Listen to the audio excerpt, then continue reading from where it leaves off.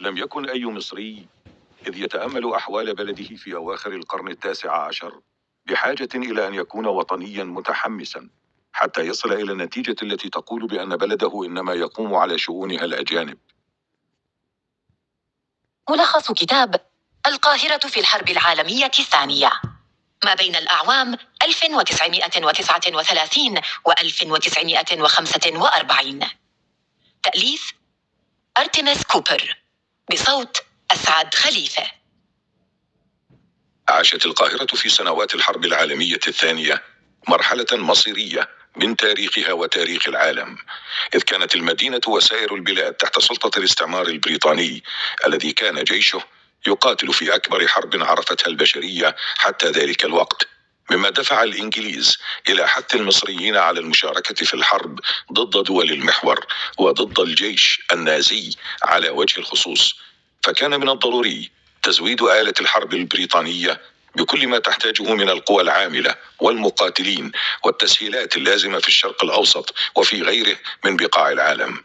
حتى حلول العام الثاني للحرب كانت خطوط الإمداد بين لندن والقاهرة مقطوعة، ولم يكن هناك أمل لبريطانيا في دفاعها عن مستعمراتها في الشرق الأوسط وشمال إفريقيا سوى باتخاذ القاهرة كمركز رئيس لعملياتها، مع ضمان عدم دراية الرأي العام المصري بخطورة الحالة التي يمر بها هذا المستعمر غير المرغوب به شعبيا، وذلك أملا في نجاح الخطط البريطانية المرسومة في المنطقة. فكيف تعاملت بريطانيا مع الحرب من موقعها كقوة استعمارية لمصر؟ وما هو السياق التاريخي الذي أدى إلى هذا الاستعمار في الأساس؟ الفصل الأول: أدت ديون مشروع قناة السويس إلى فقدان مصر لاستقلالها الاقتصادي ومن ثم السياسي والعسكري. غزا الإمبراطور الفرنسي نابليون بونابرت مصر عام 1798 للميلاد وغادرها عام 1801. هذه الفترة جعلت مصر محط أنظار الأوروبيين وأبرزت أهميتها الجيوسياسية خاصة للبريطانيين. وفي المرحلة التالية من التاريخ المصري دخلت البلاد طورا من الازدهار والتنظيم منذ استلام محمد علي السلطة، وتبع ورثته مهمة إعمار البلاد على النسق الأوروبي وتعزيز الاتصالات مع القوى الأوروبية الكبرى التي ساهمت في تزويد مصر بالأموال اللازمة لتنفيذ مشروع قناة السويس على شكل قروض سهلت على الفرنسيين والبريطانيين التدخل في الشؤون الداخلية للبلاد. وفي زمن الخديوي إسماعيل اكتمل إنشاء قناة السويس التي افتتحت رسميا عام 1869 للميلاد. استمر الخديوي إسماعيل في تكديس القروض الأوروبية التي أثقلت كاهل الخزينة المصرية، فكان يسعى إلى جعل القاهرة مدينة لا تختلف عن مدن أوروبا الكبرى والأكثر حضارة، فعمل على إعادة بناء وسط القاهرة على أحدث طراز للشوارع والأحياء الباريسية، كما وبنى المستشفيات والطرق والسكك الحديدية على نفس المقاييس الأوروبية المتطورة. إلا أن تكدس الديون أدى إلى تشكيل فرنسا وبريطانيا لجنة تتولى الرقابة على سير الاقتصاد المصري لضمان سداد الديون، إلا أن دورها لم يكن اقتصاديا فقط بل وسياسيا أيضا. فقامت اللجنة بالضغط على الخديوي إسماعيل للتنازل عن العرش ليخلفه نجله الخديوي توفيق ذو الشخصية الضعيفة. استغل البريطانيون والفرنسيون ضعف الحاكم لمد سلطتهما من الاقتصاد إلى الجيش، فأضعف الجيش المصري بتقليص عدد الأفراد وخفض مستويات الرواتب. ظهرت المعارضة سريعا من صفوف الجيش المصري بقيادة العميد أحمد عرابي الذي لاقى تأييدا شعبيا كبيرا ساعده على فرض مطالبه باستقلال البلاد من السطوة الاقتصادية والسياسية الأجنبية. ردت بريطانيا وفرنسا على هذه المعارضة بتجميع سفنها الحربية مقابل السواحل المصرية في مايو عام 1882، كما وزحفت الفرق البريطانية التي بلغ قوامها 20,000 جندي إلى قناة السويس. وعلى الرغم من صمود جيش عرابي إلا أن القوات البريطانية قامت بتدمير معظم معداته وعناصره، ومنذ ذلك الوقت بررت القوات البريطانية بقائها في مصر لأسباب مثل انهيار الاقتصاد المصري وتخلخل الأوضاع السياسية والأمنية، وبذلك بدأ الاحتلال البريطاني لمصر، وبدأت معه الحركات الثورية المصرية في محاولة لطرد المستعمر الأجنبي. الفصل الثاني: انخرط البريطانيون في القاهرة في حياة اجتماعية نشيطة. امتلأت القاهرة بالعاملين البريطانيين من السلك العسكري والإداري، وكان هناك أيضا جاليات أجنبية أخرى مثل اليونانيين والإيطاليين، ولم يمارس أي منهم أي نشاطات اقتصادية بسيطة أو متواضعة، فإنك لا ترى سائق التاكسي إنجليزيا أو نادلا أو مالك بقالة. أما بين الإنجليز أنفسهم فهناك أيضا تراتب اجتماعي، وبالأخص بين العسكر، فلا يسمح للجنود مثلا بزيارة الأماكن التي يرتادها كبار الضباط والمسؤولين الإنجليز، مثل فندق شيبرد أو نادي التيرف أو نادي الجزيرة. أدى عدم احتواء الجنود الإنجليز إلى ارتفاع وتيرة الحوادث التخريبية والمشاكل التي يفتعلها الجنود السكارى، مما قاد إلى عدة مصادمات عنيفة كرد فعل من الشعب المصري على استفزاز الجنود لهم في مواقف عديدة.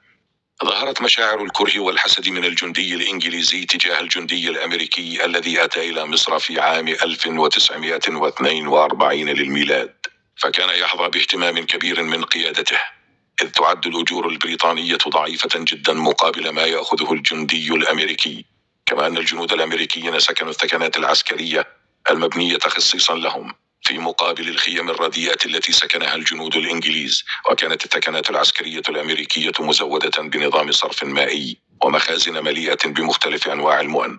ولكن مهلا، لماذا أتى الأمريكيون إلى مصر؟ كان ذلك من ضمن مجريات الحرب العالمية التي ستتابع أحداثها تاليا، والتي كانت القاهرة في خضمها مركزا بريطانيا لإدارة المشهد العسكري في الشرق الأوسط وشمال إفريقيا.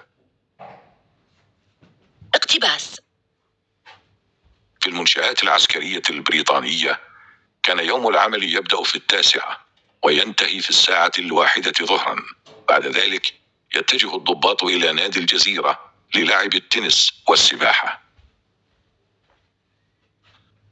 الفصل الثالث: قامت بريطانيا بعمليات حربية عديدة تم التخطيط لها من قلب القاهرة.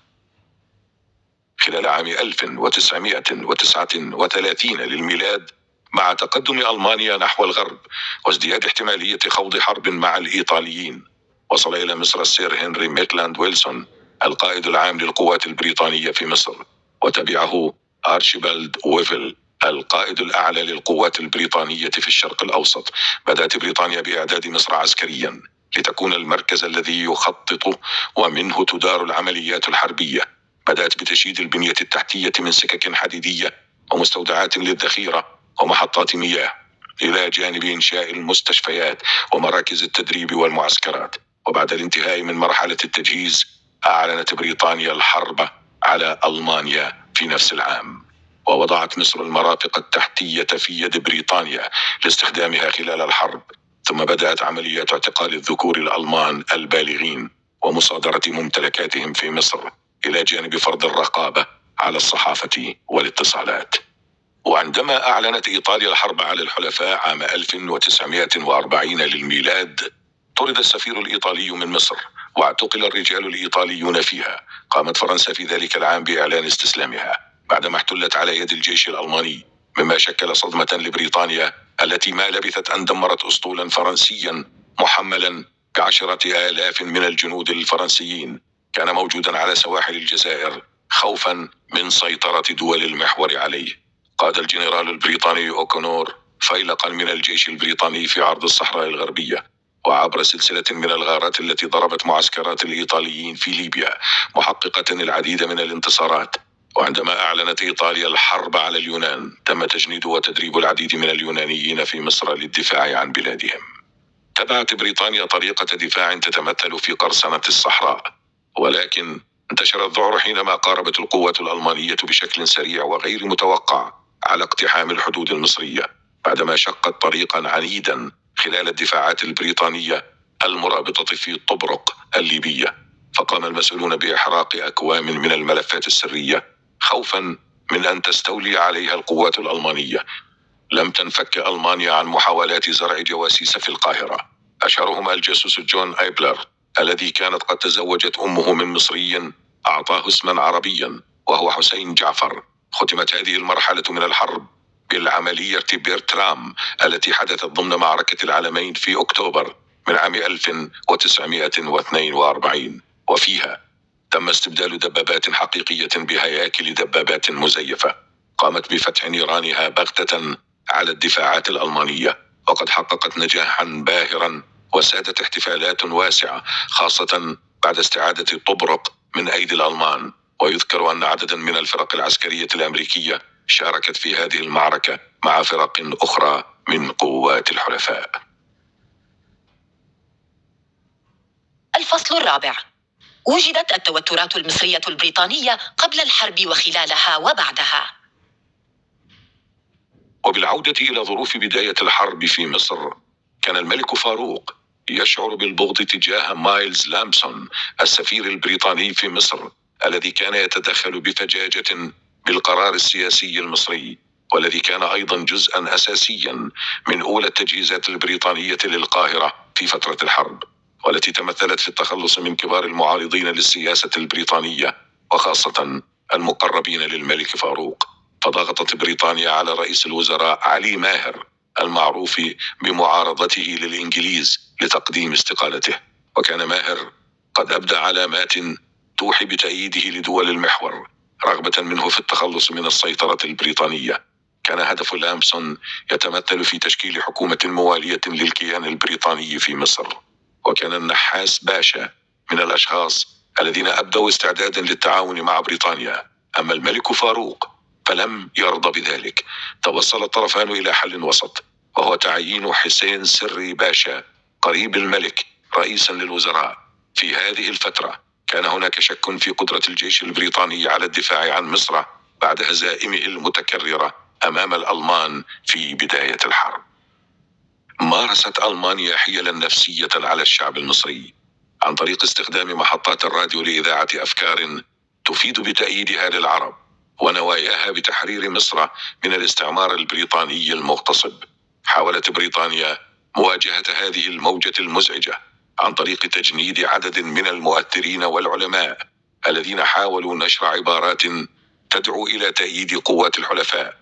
ونتيجة لتراخي الحكومة والملك عما تفعله الدعاية الألمانية في البلاد، وصلت التوترات ذروتها بين السراي وبريطانيا. ففي 4 فبراير عام 1942 للميلاد أمر لامبسون بتشكيل لجنة دفاع لتنفيذ حصار فعلي على قصر عابدين بهدف إجبار الملك على تعيين حكومة مؤيدة للحلفاء أو أن يتخلى عن العرش. اقتحم لامبسون السراي وفي يده وثيقة تنص على تخلي فاروق عن العرش. خضع فاروق لمطالب بريطانيا بعد مناقشته لامبسون، وتم تعيين النحاس باشا رئيسا للوزراء. مع نهاية الحرب عادت التوترات إلى التصاعد، ووصلت ذروتها خاصة حين أقدم الملك فاروق على إقالة النحاس من منصبه عام 1944 للميلاد. حاول الملك وحكومة أحمد ماهر باشا الجديدة التي كانت مؤيدة للبريطانيين العمل على تحسين أوضاع البلاد بعد الحرب، ولكن لم تلبث الحكومة أن تفسخت بعد اغتيال رئيس وزرائها على يد المتعصبين. وبعد نهاية الحرب العالمية الثانية عاد النحاس إلى السلطة مرة أخرى عام 1951 للميلاد، وقد عزم على تدمير وإبطال المعاهدات والعلاقات مع الكيان البريطاني. ثم بدأت أعمال شغب قادتها مجموعة من الأفراد المجهولين، إذ قاموا بحرق الفنادق والحانات والكازينوهات والسينمات والنوادي التي كانت تخص الجيش البريطاني. قادت هذه الأحداث إلى نشوء اشتباكات مسلحة بين الشرطة المصرية وبعض أفراد القوات البريطانية. كان الوجود البريطاني في مصر قد شارف على الانتهاء، وما سرعه هو انقلاب عام 1952 الذي قاد أخيرا إلى جلاء البريطانيين عن مصر عام 1954 للميلاد. فقرة بارزة من الكتاب. إن الحرب منتهية بلا ريب، وكل امرئ سوف يعود إلى دياره ويستأنف حياته العادية عاجلا أو آجلا.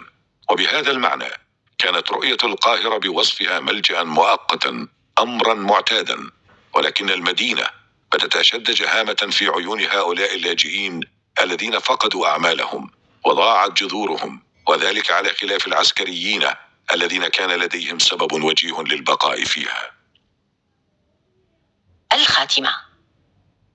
لا يمكننا إنكار مدى الصعاب التي واجهتها مصر في خضم الأوضاع الاقتصادية والاجتماعية والأمنية خلال الحرب العالمية الثانية، فقد كتم الكيان البريطاني على أنفاس المصريين من الملك وحتى الفقراء، وأجبر الشعب على تقبل حكومات لا يرغب فيها، وعلى التعامل وحتى التعاون مع كيان استعماري بحت ولو كان يقوم بفرض الحماية على البلاد كما يدعي. ورأينا كيف أن مصر فقدت استقلالها الحقيقي منذ اللحظة التي بدأت فيها القروض الأوروبية تضخ في خزينتها سعيا لإتمام بناء قناة السويس، مما أدى إلى دخول بريطانيا إلى مصر بحجة حماية البلاد من عدم الاستقرار الاقتصادي والأمني، إلا أن الحرب العالمية الثانية والضغط المالي والاستراتيجي الذي فرض على بريطانيا ومستعمراتها التي من ضمنها مصر ساهم في تصاعد الأصوات الساخطة في هذا البلد الأخير التي رفضت استمرار الاحتلال وممارساته، مما أدى إلى اندثاره في نهاية المطاف.